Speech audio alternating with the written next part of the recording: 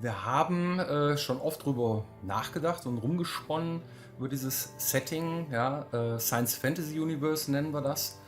Und das ist schon ziemlich lange her, 9 Jahre jetzt oder so, dass wir darüber sinniert haben, mal was anderes zu machen. Wir stehen total auf Gegensätze, das merkt man auch an unseren Spielen. Wir stehen total auf Mittelalter, ja, das sollte man ja auch kennen von unseren Spielen so. Und aber irgendwie fehlt ja da noch ein bisschen was. Immer nur Fässer und Stühle und mittelalterliches Zeug zu bauen, ist auf die Dauer echt ein bisschen trist. Und ja, wir haben sehr viele Experten hier, die auch mal Hard Surfaces bauen wollten und so. Und ja, und die Idee war halt, pack doch mal alles zusammen, was geil ist. So. Und Postapokalypse kam dann dazu und auch Science Fiction irgendwie. Der Arbeitstitel, der war damals Evolution, einfach mal um aufzuzeigen, welche unterschiedlichen Settings man da verwenden kann. Irgendwie halt vom Mittelalter über die Jetztzeit, also Postapokalypse dann und auch Sci-Fi. Also im Grunde genommen ein Abriss der kompletten Evolution, wie ein Mensch halt durchlaufen kann in diesem fiktiven Universum. Also als allererstes steht erstmal das Grundgerüst, so was man für ein Spiel machen möchte. Wir sind Piranha Bytes und von uns erwartet man eine gewisse Art von Spiel, nämlich ein Open-World-Rollenspiel, sehr frei, sehr harte Welt, sehr viele Charaktere, mit denen man sprechen kann, die einem Missionen geben, dass in der Welt man alles machen kann, dass es keine Hubs gibt, wo man sich nur unterhalten kann oder Hubs, wo man nur kämpfen kann, sondern dass alles in einem Stück ist. Und ja, dann packt man diesen ganzen Kram, den man sich so überlegt hat, über Setting, was man für Monster da drin vorkommen lassen kann und was für Charaktere da drin sein könnten, packt man dann irgendwie da rein und versucht die zu sortieren. Und dann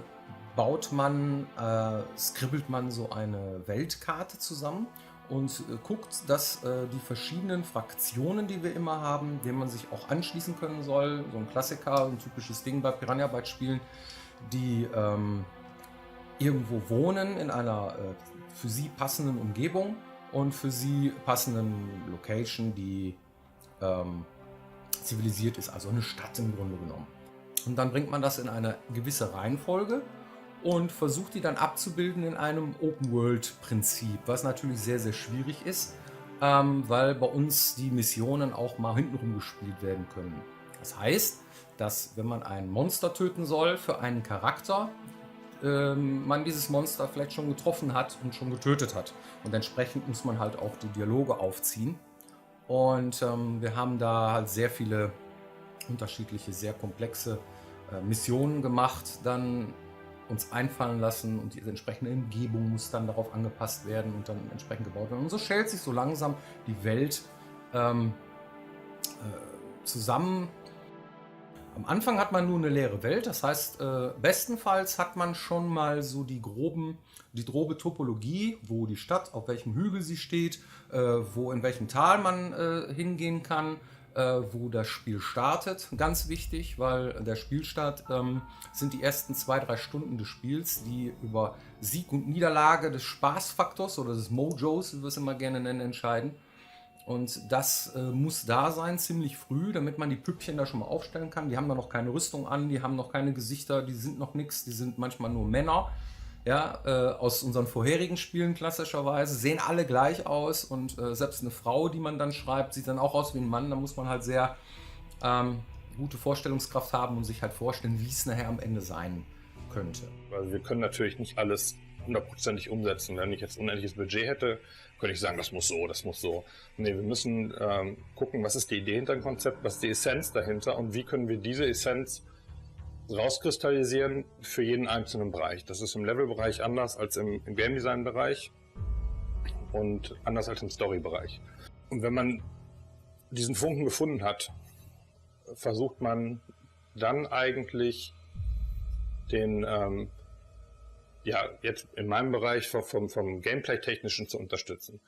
So, wir haben jetzt Science-Fiction-Waffen, wir haben Nahkampfwaffen. Wie sorge ich dafür, dass wir ich meine, eine Laserkanone ist erstmal stärker als ein Schwert, aber wie sorge ich dafür, dass ein Schwert eine valide Option bleibt und so weiter. Also man versucht diese Essenz, diesen großen Mix, den wir haben zwischen Fantasy und Science Fiction, irgendwie in Spielmechanismen zu packen und somit die eigentlichen Ideen, die dahinter stehen, nämlich dass wir alles anbieten, ja, zu unterstützen. Das Erste, was du natürlich machst, ist, dass du erstmal überlegst, was mache ich überhaupt? Was soll das werden? Du kannst ja nicht einfach loslegen. So, ich habe gerade das Beispiel mit dem kleinen Haus, du fängst nicht an, ein kleines Haus irgendwo hinzustellen. Du musst erstmal wissen, worum handelt es sich, was gehe ich hier an? Und das hat sich für uns schon dadurch geändert, dass wir im Gegensatz zu vorher eine große Welt haben. Wir hatten Risen 3, zuletzt kleine Inseln. Und du fängst dann an, dir zu überlegen, weil du diese eine Karte hast, wie teile ich das auf, was packe ich wohin. Wir haben Vorgaben von der Story, was wohin soll, aber das die tatsächliche Ausführung, wie mache ich dann meine kleinen Städte, die liegen dann bei uns.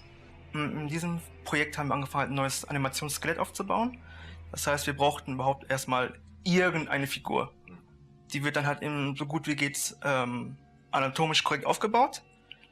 Und daraufhin wird das Skelett eben auch mitgebaut und das testet man halt direkt schon in der leeren Welt. Und bei mir, was schön ist und Spaß macht, ist zum Beispiel die ganzen dynamischen Elemente. Neu in diesem Projekt sind zum Beispiel, wir haben jetzt so Gelenke, die dynamisch bewegt sind. Das heißt, sie werden nicht fix animiert am Anfang, sondern die werden mit der Bewegung des Players im Spiel oder auch der anderen Figur dynamisch mit bewegt. Das heißt, man bekommt halt einen viel schöneren Fluss rein. Es sieht halt nicht starr mehr aus. Es sieht alles mehr in der Welt funktionierend aus. Das ist halt eine sehr schöne Sache, die neu in Elex reingekommen ist. Ja, wann ist eine Quest oder eine Mission eine gute Mission? Die ist dann gut, wenn ich das Gefühl habe, dass ich Spaß habe, daran die zu machen und dass ich weiß als Spieler, warum mache ich die überhaupt.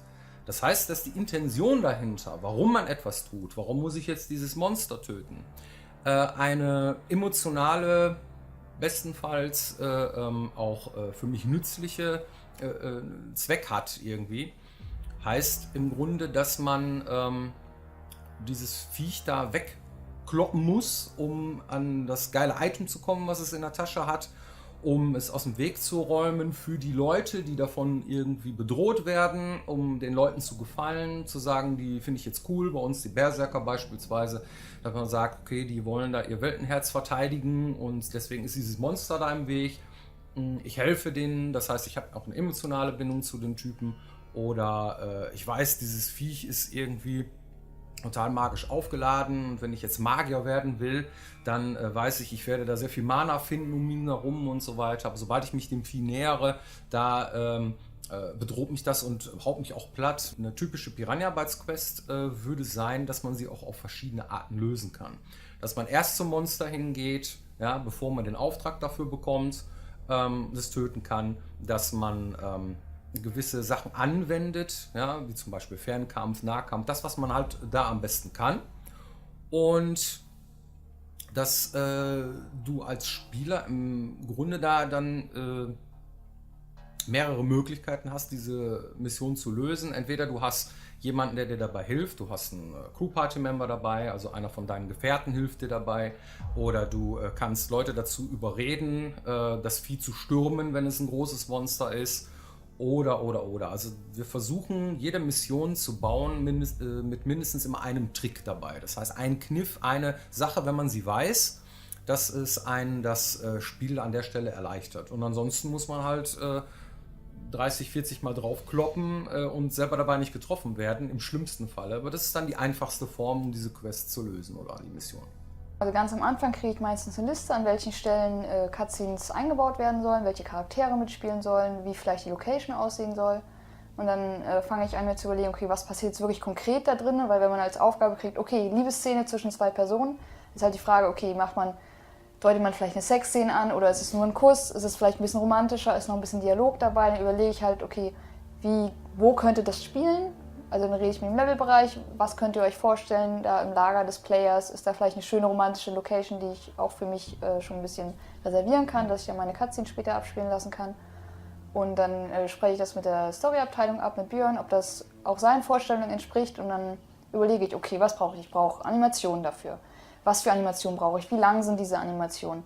Brauche ich vielleicht spezielle Objekte dafür? Brauche ich da vielleicht irgendwie in Glas, was eine bestimmte Größe hat, was auch später in der Cutscene vorgenommen werden soll. Ja, also meistens ganz am Anfang benutzt man dann noch die Charaktere aus dem vorherigen Spiel, um sich das schon mal ein bisschen zu visualisieren.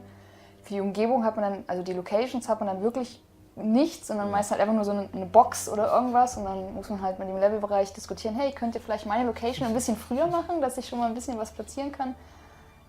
Aber in dieser Anfangsphase arbeite ich noch nicht so viel im Editor, da arbeite ich noch viel außerhalb. Wie gesagt, ich platziere halt meinetwegen im 3D-Programm schon mal meine Charaktere, um zu gucken, wie das aussieht. Und zeichnen ist ja auch extern. Das ist meistens, oder in unseren Fällen eigentlich immer so eine recht große Lagerhalle, die ausgestattet ist mit 100 Infrarotkameras und dort kann man dann mehrere Charaktere oder mehrere Menschen reinstellen, die spezielle Anzüge anhaben, die mit Infrarotreflektoren ausgestattet sind. An jedem Gelenk sind immer ganz viele von diesen Reflektoren und wenn sie sich bewegen, können die ganzen Kameras das aufnehmen und dann in den digitalen Raum übertragen. Das können wir dann auch mal live sehen. Und dort mache ich dann meistens die Aufnahmeleitung im Sinne, dass ich den Schauspielern vorher sage, okay, was will ich? Wie viel Zeit habt ihr dafür? Das ist bei uns recht wichtig, weil wir immer ein bisschen gucken müssen. Wir haben nicht so viele Sekunden sozusagen zur Verfügung für Animationen. Da muss man halt immer schauen, okay, ja, wir 10 Sekunden dafür und dann probieren die das und merken, oh, wir haben 15 gebraucht. Ja, was machen wir jetzt? Machen wir das da länger und knapsen woanders Zeit ab oder versuchen wir das halt ein bisschen schneller zu machen? Ja, also es kommt darauf an, also gerade die Stuntmen, die wir bis jetzt immer hatten, sind sehr, sehr erfahrene Menschen und die helfen dann oft. Also wenn ich halt zum Beispiel bei Risen 3 habe ich gesagt, okay, ich brauche eine Kampfszene, die soll 15 Sekunden lang gehen und ganz am Ende hätte ich gerne eine Pirouette. Und dann stellt er sich halt hin und choreografiert das für mich. Also ich muss mir dann nicht, also ich mache mir natürlich vorher Gedanken, was hätte ich gerne, aber im Endeffekt, die haben dann so viel Erfahrung zu sagen, okay, wir machen jetzt was schön aussieht und was am Ende die Pirouette hat. Das ist schwer zu sagen. Also ich glaube, unsere Quests leben sehr viel davon, dass man sehr viel Freiheit hat. Dass ich als Spieler einfach hingehen kann und mir überlegen kann, okay, mag ich den Typen, mag ich ihn nicht, hau ich ihm aus den Socken, klaue ich ihm seinen Kram, wie rede ich mit dem, wie will ich das lösen? Und einfach so diese spielerische Freiheit, plus natürlich unsere bekannten Dialoge. Also man braucht so ein bisschen dieses kernige, diese deftigen Dialoge, irgendwie so, was willst du mir, als Maul, verpiss dich und sowas. Und ja, ich glaube, das ist sehr viel, es ist Fingerspitzengefühl. Man muss einfach kennen, was wir vorher gemacht haben. Gerade ich als Schreiber, wenn ich jetzt nicht an Gothic 1 oder Gothic 2 oder so mitgearbeitet habe. Ich muss die Sachen kennen und ich muss das irgendwie versuchen, dieses Flair rüberzubringen. Und ich glaube, das ist uns ziemlich gut gelungen. Ja, ich glaube schon, ja. Ich glaube, bei unseren Quests ist die Nachvollziehbarkeit sehr, sehr schön gegeben. Das heißt, also wir versuchen unsere NPCs glaubwürdig in die Welt zu integrieren. Das heißt, wir überlegen uns, was hat dieser Charakter für ein, ich wollte gerade sagen, Standing in der Welt. Also was macht ihn aus? Warum ist er dort? Und warum ist er keine leblose Hülle? Wie wichtig ist er für die Gemeinschaft? Oder warum ist er unwichtig für die Gemeinschaft? Und aus diesen Problemen, aus diesem Ganzen ergibt sich dann ein Bild vom Charakter, womit spezielle Probleme verknüpft werden.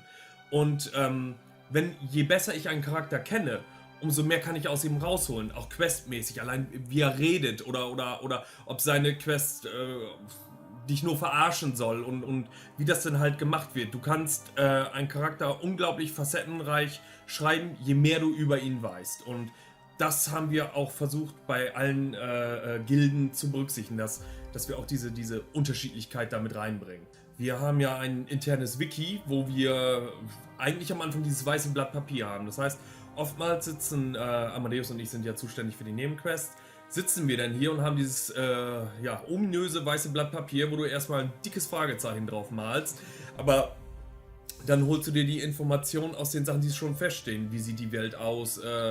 Wo befindet er sich dort? Und dann nach und nach entwickelst du Charakterzüge. Zum Beispiel, warum wird dieser Charakter jetzt gerade hier gebraucht? So, und dann entwickelst du ihn weiter. Und wenn du diese Grundzüge hast, dann ergibt sich der Charakter schon fast von alleine. Du weißt, ob er ängstlich ist, ob er einen hohen Stand in der Gesellschaft hat.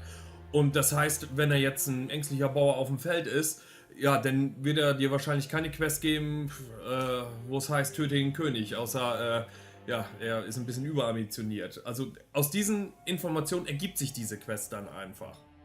Ja, zunächst einmal haben wir uns diesmal vorgenommen, weniger Dinge ins Spiel einzubauen, die einen aus dem Spiel herausholen. Und Minigames gehörten dazu. Das heißt, während wir vorher in dem Piraten-Setting noch viel hatten, wie Messerwerfen und so ein Kram, haben wir in Elex uns darum bemüht, tatsächlich nur Minigames ins Spiel einzubauen, die auch irgendwie in die Spielewelt integriert sind. Zum Beispiel Schlösser knacken ist irgendwie ein Klassiker, also haben wir den beibehalten. Und das Hacking haben wir hinzugefügt. Und so einen großen Aufwand hat das Ganze dann im Grunde genommen nicht gekostet, weil wir auf viele Spielereien nebenbei verzichtet haben. Also was immer auch schön ist, wenn wir ungeplante Dinge ins Spiel wandern. Die Sonnenbrille, die war nie geplant. Das war eher eine Glückssache, also weil im designten Konzept gab es diese Person mit Brille. Aber für mich war klar, diese Brille, wenn wir die produzieren lassen, das kostet extra und das lohnt sich nicht.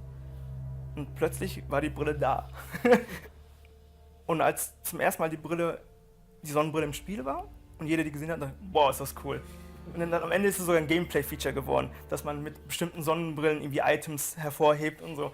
Und das war alles halt eben nicht geplant, sondern hat sich so gefügt. Klasse.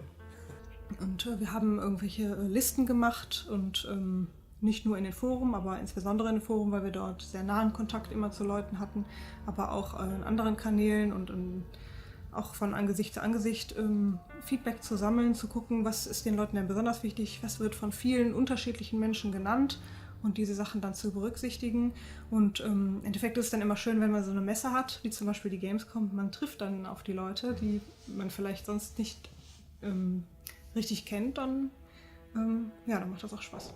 Wir haben versucht, sehr transparent zu arbeiten in diesem Projekt ELEX. Wir haben verschiedene Demos gehabt, beziehungsweise eine Demo in unterschiedlichen Zuständen, sage ich mal. Und dann, wenn irgendwas gar nicht funktioniert hat, die Leute etwas überhaupt nicht gesehen haben oder verstanden haben, dann nachzubessern. Das ist ja auch immer sehr hilfreich, wenn man direktes Feedback bekommt, um dann zu gucken, was funktioniert eigentlich am Kunden und was nicht. Aber um mal so Kleinigkeiten auszuprobieren, lohnt sich das schon, irgendwie den Leuten sowas zu zeigen und dann auch mal daneben zu stehen und über die Schulter zu gucken und zu gucken, weil wir selber halt sind irgendwann blind. Wir kennen das Spiel dann so gut, dass wir gar nicht mehr wissen, wie das für jemanden ist, der es nicht kennt. Und das ist dann interessant. Es ist immer sehr schwierig zu sagen, was einem eine Convention oder eine Messe bringt. Man geht dahin, man trifft zwar sehr viele Leute, man kann sehr viel Feedback abgreifen, was auch sehr wertvoll ist. Vor allem in der heutigen Zeit, wo man sehr frühzeitig schon mal ein Stück von seinem Spiel zeigen muss. Wir haben schon sehr früh eine Demo gehabt und da kann man sehr viel abgreifen und sagen, okay, das gefällt den Leuten nicht. Da bist du live dabei. Du kannst schon mal sehen, wenn einer spielt, du kannst dich dahinter stellen, kannst ihm Fragen stellen. Das ist super wertvoll. Und die Community zu treffen ist großartig, weil man so die Grundstimmung, die man so im Internet so lesen kann, ist ja manchmal nicht unbedingt repräsentativ. Ja? Es wird auch viel gemeckert, fair enough. Wird auch viel gelobt, aber wie sieht es denn wirklich aus? Wenn man sich mit den Leuten dann persönlich unterhalten kann, die deine Spiele gut finden oder auch vielleicht nicht gut finden, ja, Leute, die unsere Spiele halt doof finden oder so, warum eigentlich? Woran liegt das? Und im persönlichen Gespräch kann man das sehr, sehr viel besser ergründen und kann den Leuten dann auch entsprechendes Feedback geben. Man versteht einfach viel mehr, wie die Menschen da draußen, unsere Kunden, uns gerne sehen wollen, wie sie unsere Spiele spielen wollen. Und das ist von immensem Wert auf jeden Fall. Ich freue mich einfach, wenn ich auf der Bühne stehe und den Leuten das nahebringen kann, woran unser Team gearbeitet hat. Und dass der Kontakt zu den Menschen nicht ausbleibt, ist klar. Und du kannst halt unglaublich viel aus den Gesichtern lesen. Nicht nur, wenn du auf der Bühne stehst, sondern wenn du auch im direkten Gespräch mit den Leuten bist. Das heißt, wenn man ein Spiel spielt und das Spiel mag, dann hat man unglaublich viel Energie, auch dem Entwickler zu sagen, warum habt ihr das und das denn nicht so gemacht? Oder cool, dass ihr das so gemacht habt. Und Lob und Kritik abzuholen ist einfach wichtig, wenn man auch weiter an seinem Spiel arbeitet, auch an seinen eigenen Fähigkeiten arbeitet. Diese ganze Arbeit können eigentlich nur wir machen, vom Story-Bereich und Design-Bereich, weil wir sind die Einzigen, die das Spiel in ihrer Gesamtheit kennen. Die Programmierer sehen dann ihre Grafik-Features, die Level-Jungs sehen ihre Levelteile und sowas. Die Creature-Jungs sehen irgendwie ihre Creatures oder ihre Animationen. Da wir das ganze Spiel zusammenbauen, sehen wir halt das gesamte Spiel und sind auch die Einzigen, die wirklich über jeden Aspekt was sagen können. Und deswegen, ich weiß nicht, ich glaube, das hat kein halbes Jahr gedauert, dann war ich mit auf der ersten Messe. Das ist einfach so direkt, alles klar, hier, komm mit. Wir machen ja die komplette Engine selbst, bis auf ein paar zugekaufte Module. Und dazu gehört natürlich die komplette Grafikprogrammierung. Das heißt, ja, die Möglichkeiten, die wir dem Artists an die Hand geben, um im Prinzip ihre Kreativität auszuleben. Das geht vom Materialsystem über die Render-Pipeline bis hin zu Global Illumination und Snow and Rain Rendering, Depth of Field, eigentlich alles, was damit zu tun hat, am Ende ein Bild auf dem Bildschirm zu zaubern. Klar, das Setting beeinflusst natürlich im gewissen Rahmen auch immer die Rahmenbedingungen für die Programmierung, aber im Endeffekt, da wir uns in einem ziemlich ähnlichen Genre bewegen und auch zum Beispiel mit Schusswaffen schon vorher Erfahrungen gesammelt hatten in der Risen-Serie, hat sich jetzt so grundlegend nicht wirklich viel verändert. Es ist natürlich so, dass man immer die Systeme auf das entsprechende Spiel anpassen muss. Also Sachen wie zum Beispiel Skills und Crafting und so weiter, das muss man natürlich immer anpassen. Des Weiteren gibt es natürlich auch durch das Setting bedingt diverse Ansprüche an die Grafik, die sich dementsprechend ändern. Ja, in der Vergangenheit haben wir zum Beispiel relativ wenig Wert auf metallische Oberflächen gelegt, weil das in einem klassischen Fantasy-Szenario relativ wenig eine Rolle spielt, da alles aus Holz und Stein gebaut ist.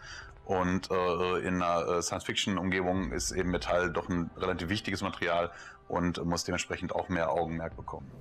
Nun, es gibt ja eine Vision von dem Spiel und die Sache ist, dass dieses Spiel Elex und die Welt von Elex sehr, sehr geprägt ist von Widersprüchen und Kontrasten, ja, und vor allem Gegensätze. Das heißt, dass wir ein Science-Fantasy-Universum haben in einer postapokalyptischen Welt und alles hat so seinen Einfluss in die Musik, weil die klassische Musik passt eher zu so Fantasy-Sachen, eher so Herr der Ringe-Kram oder auch Gothic oder sowas, ja.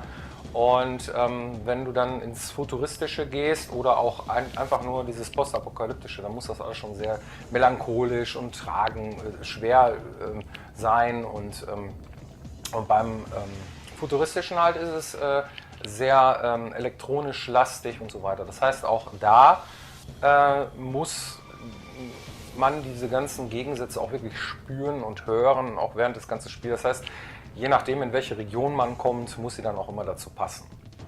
Die Wahl der Instrumente bestimmt dann im Endeffekt, wo es hingehört. Ja. Muss man sich so vorstellen, also Geigen oder Streicher, Strings, die passen überall rein, Staccato passen überall rein, aber der klassische Synthesizer, den findet man eher klassischerweise in moderneren Regionen, anstatt in tatsächlich irgendwo im Wald mit Schild und Schwert. Der Soundtrack ist ja im Grunde genommen eine Zusammenstellung der ganzen Musikstücke, die im Spiel zu hören sind. Und im Spiel gibt es unterschiedliche Musikstücke, die gespielt werden, die immer situationsbezogen sind. Da gibt es einmal die Environment-Musik. Das heißt also, du kommst in eine bestimmte Region, zum Beispiel ins Land Edan, ja, wo du mehrere Ruinen rumstehen hast oder wo du in eine Stadt gehen kannst, der Berserker, oder wo du halt in einen Dungeon gehst. Und jedes dieser Regionen, als Beispiel, hat eine eigene Art der Musik, eine eigene Art der stimmungsaufbauenden Geräusche, die dann auch in der Musik sind. Und das heißt, die sind Stücke, wenn der Spieler zum Beispiel im Dungeon stehen bleibt, ja, dann hört die Musik ja nicht einfach wieder auf, sondern sie spielt immer weiter. Das heißt, sie loopt. Ja, und sobald ein Monster kommt oder ein Gegner, ja, dann gibt es halt die Kampfmusik, die passend dazu gespielt wird. Das heißt, die eine ruhige Explorer-Musik wird übergeblendet in die Kampfmusik. Und wenn ich mich nachts dort bewege, dann fehlen auch ein paar Instrumente. Das heißt, da ist das Exploren halt ein bisschen leiser, ein bisschen weniger Tamtam. Und diese Stücke sind eher weniger Bestandteil eines Soundtracks, wo ein Track halt anfängt und wieder aufhört. Anders ist es bei Stücken, die in Dialogen zum Beispiel gespielt werden. Wenn ein Charakter irgendwie seine Intentionen beschreibt oder es irgendwie emotional untermalt wird, ja, dann sind das schon Musikstücke, die einen Anfang und ein Ende haben. Ich sag mal so, ich habe insgesamt 7 Stunden Musik ins Spiel gepackt. So, das ist sehr viel. Ja, das ist nötig. Das ist tricky, weil es läuft. gerade unsere Schauspieler sind das nicht gewohnt, kein Bild der Figur vor sich zu haben. Bei normalen Filmvertonungen läuft es so, hier hast du die Figur, oder auch bei anderen AAA-Produktionen, hier hast du die Figur, so sieht die aus, so und so verhält die sich, mach was dazu, denk dir eine Stimme dazu aus. Bei uns läuft es oft andersrum, weil die Figur noch nicht da ist bei mir im Kopf, okay, dieser Schmied, von dem ich vorhin geredet habe, ist irgendwie ein dicker, brummiger Typ und der hat irgendwie eine tiefe Stimme. Und dann erkläre ich ihm den so, ja, so ungefähr soll der sein, mach mal deine beste, tiefe, brummige Schmiedestimme. Wenn ich sage, okay, die gefällt mir, wird die aufgenommen und dann wird der Charakter nachher dann darauf angepasst, dass der möglichst gut zu dieser Stimme passt. So, das Studio liefert uns ein Casting. Das sind dann, sagen wir mal, 40 Sprecher. Und diese 40 Sprecher liefern die uns mit Sprechbeispielen, also mit Sounddateien, die wir uns halt anhören. Und dann machen wir uns eine Liste und sagen, okay, diese Charaktere brauchen alle eine brummige Stimme. Diese Charaktere brauchen alle irgendwie eine feige, piepsige Stimme oder sowas. Und dann ordnen wir die zu. Und wenn wir dann am Ende sehen, uns fehlen aber noch 2 brummige Stimmen, weil wir dafür nicht genug Abwechslung haben oder sowas, dann sagen wir dem Tonstudio, hier, hört mal zu, habt ihr da noch mehr, die in die Richtung gehen, dann geben die uns nochmal 5 und dann teilen wir die irgendwie ein und so kommt man nach und nach, arbeitet man sich dann daran, dass man halt dann für alles die richtigen Stimmen findet irgendwie. Und dann werden die gecastet. Und wenn die dann, ja, und dann geht man ins Tonstudio, die kommen nach und nach, wir haben jetzt, glaube ich, 10 Wochen, saßen wir im Tonstudio und haben dann halt nach und nach jeden Tag die Sprecher sind da reingetrudelt, aufgenommen, nächste. War viel Arbeit, war aber auch geil, hat Spaß gemacht. Ja, mein Lieblings-Easter Egg ist eben auch auf einer Convention entstanden und zwar zusammen mit unseren guten Freunden von den Rocket Beans. Und das war eigentlich, man spricht so hin und her, schäkert hin und her und da wollten die Micha Bros, die man durch ihr legendäres Gothic 2 Let's Play sicherlich zu kennen und schätzen gelernt hat. Da haben die einfach so von sich aus gesagt, ja klar, dann sind wir hier mal Synchronsprecher, dann machen wir das doch mal. Und ja, wir haben ja ganz lapidar geantwortet, ja klar, machen wir. Und aus so einem Scherz ist dann so etwas Tolles erwachsen. Irgendwie, man denkt sich, okay, eigentlich kann ich das ja wirklich machen. Ich meine, was hindert einen irgendwie? Man nimmt das einfach locker in der Branche. Ja, und dann habe ich mich hingesetzt und habe da ein bisschen was ausgearbeitet und dann kamen die Jungs hierher und da habe ich sehr viel Hilfe von allen Seiten bekommen, unter anderem auch von dir, und haben das einfach in die Tat umgesetzt. Was es genau ist, wird man im Spiel erfahren, aber ich denke, es ist eine ganz lustige Nummer geworden, die einfach aus Blödsinn entstanden ist und sowas liebe ich einfach. Das muss einfach sein. The main difference I've found between working on like a film project with ADR or working for TV and dubbing and sound mixing is the actual scale of the project. The minute you get like an open world game, you've got thousands of hours, hundreds of hours worth of recording to get done because just the size of the game requires that amount of interplay and dialogue. So whereas the short film is 1.5 hours, Elix comes to, what's it, 100 hours worth of gameplay? So that all needs to be filled with dialogue, and it's a very different animal to get your head wrapped around.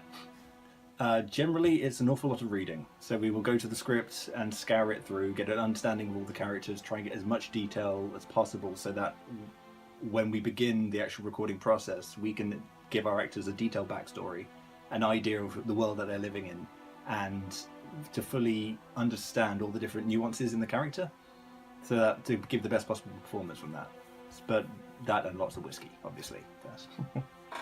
In this game, the characters that I really greatly enjoyed, especially from just the way of comparing the two, were the differences between Nasty and Kaya, because the main player has an option to have a relationship with either of them, and they are complete polar opposites. And it's lovely to see that sort of interchange between characters and how he reacts to these two personalities bouncing off. Also, in addition to that, a war deck, because it was pulling on sort of nice ideas about paternal feeling and love, but still coming from an Al perspective, so really repressed, really held back, and just seeing that glimmering just coming through.